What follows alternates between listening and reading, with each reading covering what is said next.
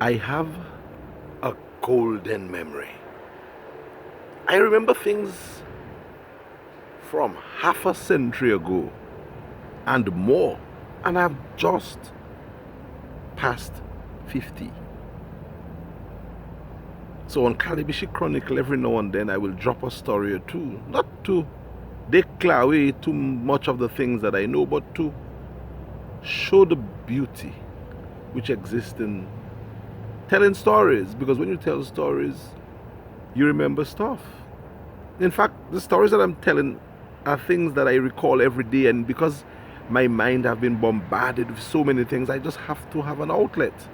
Because there comes a time in a man's or woman's life when they can speak no more.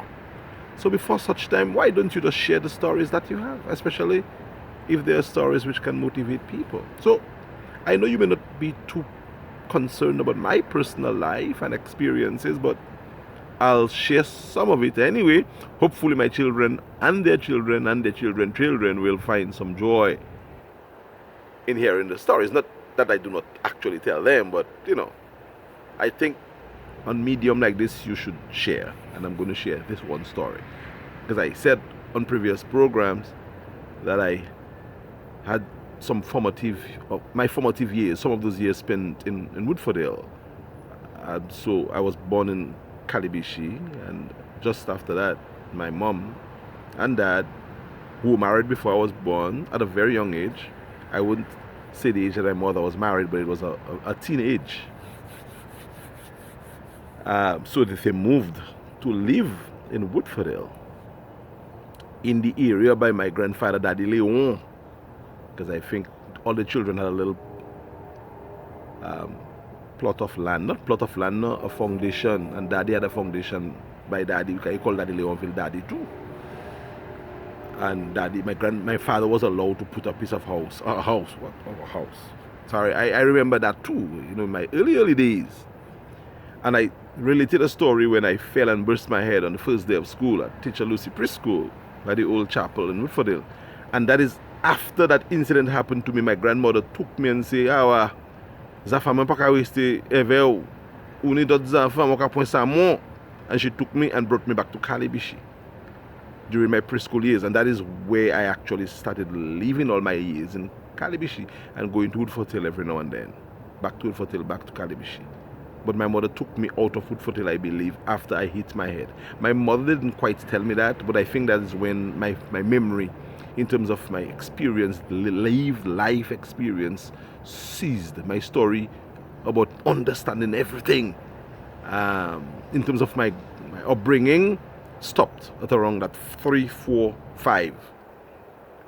And then everything I remember from then is in Calibishie. So that is, in a nutshell, my story. And some people still accuse me of saying that I am from Calibishie when I'm from Woodfordale, and I can only tell the stories that I can tell. And the stories that I tell are stories that I know and live and remember or was told about. But the one that I'm going to tell you about is one that I experienced at the Four Roads area in Woodfordale. I remember being a boy of around 3. I couldn't have been bigger because somebody bigger was holding my hand by the side of the road. I'm not sure if it's my sister or somebody else. It was not my brother, because Chuck was born before me, but there was this 1 year apart. And I don't think it would have been him. It might have been somebody bigger holding my hand. And I see my mother on a Jeep, Land Rover, grey, owned by Tanto. And they were singing on the Land Rover while the Land Rover was going towards Falang. And they were singing, green and yellow marching, yes, doctor, yes. Green and yellow marching, yes, doctor, yes.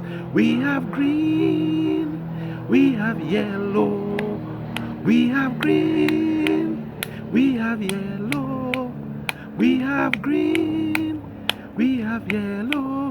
All of us in happy unity forevermore. Exactly that way. I conferred with my mother and asked her about it, and she told me, yes, that was 1970. And it was a carnival band that Yayo had organized, and she was in that band. And she told me everything I told her is true. That was the first and last time she wore lipstick. And she gave me a story about the lipstick and why she took it off. And I had never seen my mother in any other secular or worldly activities outside of that. Everything else I remember of her is being a Christian, a home person, somebody who pray, anoint us and stuff like that. And I remember that memory. For whatever it's worth, I shared it. I hope it, adds some value to the Calibishie Chronicle experience, and that it gives us the appreciation, some of us who do not embrace our mom, parents, the way that we ought to on a daily basis. My mother was, well, she's still young, but I remember her very youthful day, and that memory sticks with me. There are other memories which precedes this one as well, but I may not necessarily get into it or into them. But I remember being about 50 years plus ago, and experiencing that thing, and I can sing that song to you directly. I didn't learn it from anybody. And my mother told me that was about the year 1970. Well, I hope that was a fun story for us here on Calibishie Chronicle. We'll continue here on the next episode.